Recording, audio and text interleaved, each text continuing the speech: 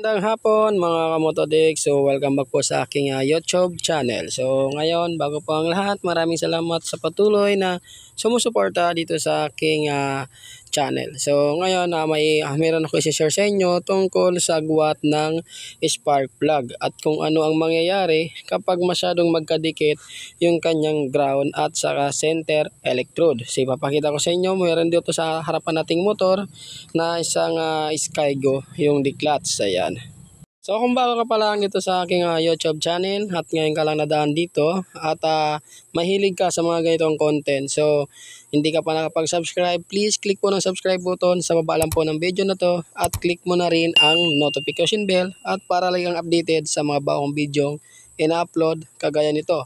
So ngayon, gaya nga na sinabi ko, kung ano ang mangyayari pag masyadong magkadikit yung ground at saka center electrode ng ating spark plug. So ngayon, para malaman natin, ito yung motor na to, paandarin natin para malaman natin kung ano nga ba yung nagiging problema niya sa kanyang spark plug. So ngayon, subukan natin. Yan.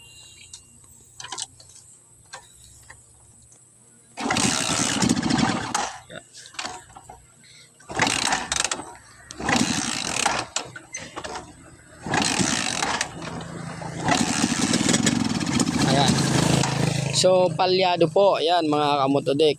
Kung napansin nyo at narinig nyo yung tunog ng makina niya, palyado siya at hirap umandar. So ngayon papakita ko sa inyo kung anong posisyon yung kanyang ground at saka center electrode.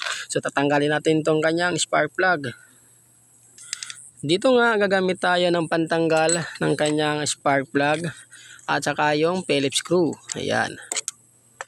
So tatanggalin natin yung spark plug at titingnan natin yung kanyang center at saka ground electrode. So napakadali lang nito mga kamotodik. Ayan. So ito. Ayan. Kung napapansin nyo, masyadong magkadikit yung kanyang ground at saka center electrode. Ayan o. Ayan, nagwa-blurred. So ayan, kung nakikita nyo, masyado pong magkadikit yan. So pag ganyan po ang posisyon ng inyong ground electrode at saka center electrode, ay hindi po yan naandar ng maayos. Maaring umandar man yan pero palyado at nagbabackfire. So ngayon, iangat-angat po natin ito ng konti. So iangat-angat ko lang. So ayan po mga kamotodik, ganyan po ang tamang pagkaagwat ng kanyang ground at saka center electrode.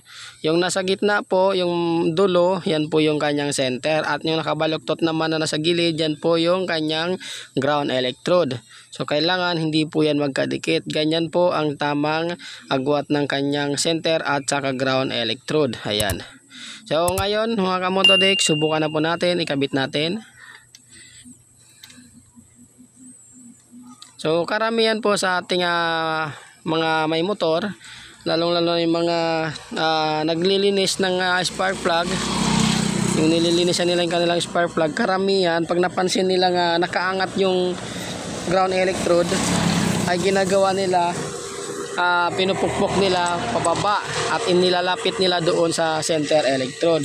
So sa mga hindi pa po nakakaalam, hindi po yun pwedeng magkadikit yung ground at saka center electrode. So kailangan po nakaangat lang yun. Yan. Okay, so ngayon subukan na natin. Susi, panda rin.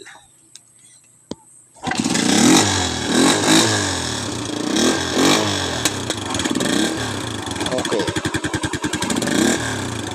Yan. Ayan, so ngayon mga kamotodik, ayan, nakita nyo naman, one click lang, one click, start na agad.